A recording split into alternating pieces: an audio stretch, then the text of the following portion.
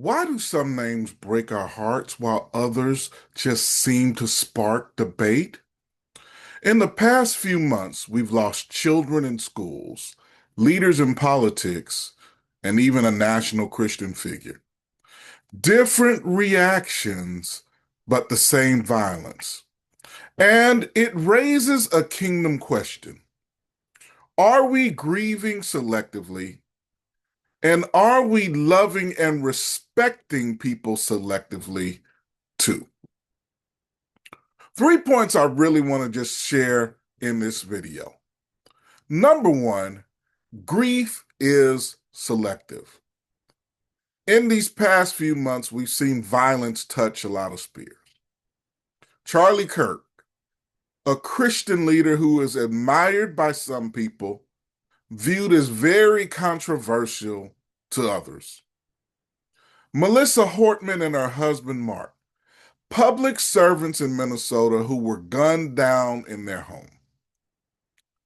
Fletcher Merkel, an 8-year-old who loved fishing and cooking, and Harper Morsky, I believe I'm saying that name correct, age 10, who was remembered for her laughter and kindness. Two victims of the shooting at the Church of the Annunciation in Minnesota. Kids who were in mass worshiping God who were shot. And even this past week, Matthew Silverstone, who is recovering from a school shooting at Evergreen High School in Colorado. Not just them, but so many others who have been unnamed, who have been suffering during this time all across our nation, and not just our nation, the world, who have died due to violence and hate. Some of these names spark tears and sadness. Others spark debate.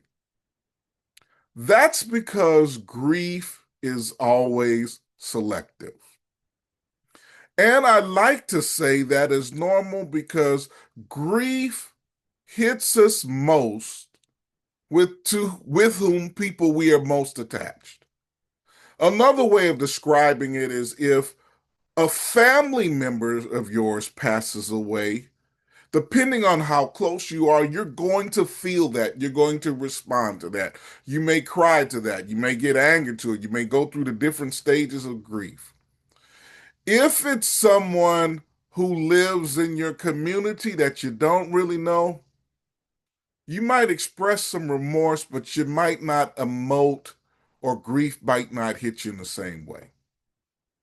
Grief is selective due to attachment or love. So that's point one, that grief is selective. Point number two, while grief is selective, love and respect must not be selective. Love and respect must be universal. Whether it's a child in a classroom, a leader in politics, or a controversial voice in culture, every life bears God's image. Their death matters. And when violence steals lives, it diminishes all of us. It diminishes us as a whole because we are, in essence, destroying the imago Dei, the image of God, the humanity in all of us. So while grief is selective, love and respect must not be selective. That gets me to point number three. Violence begins with words. Gunfire makes headlines, but violence usually begins long before the first shot. It begins with the words that dehumanize, divide, and dismiss us.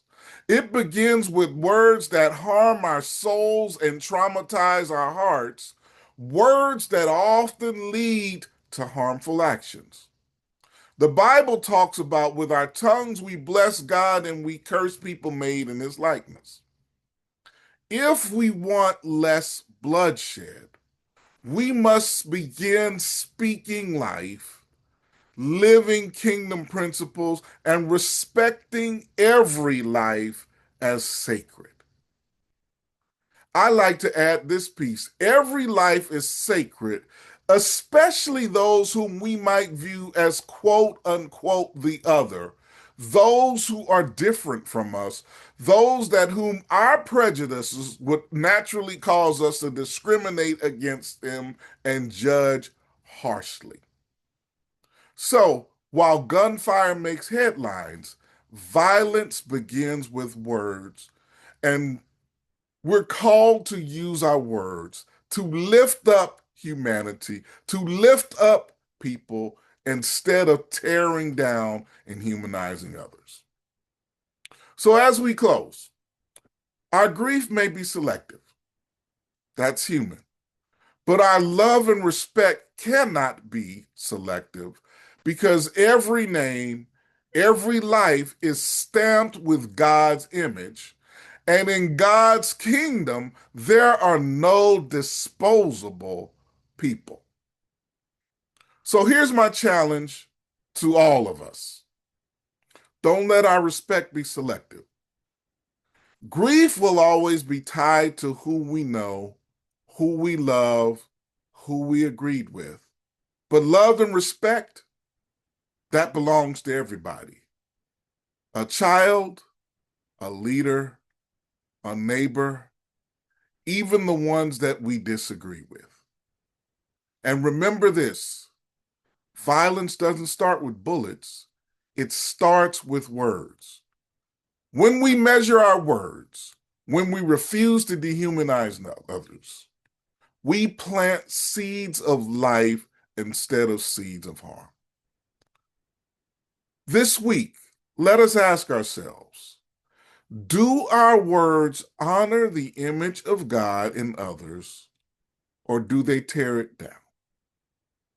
If this message has blessed you, please share it with others, not for me, but so we can start living as people of God, loving others and valuing every life as sacred.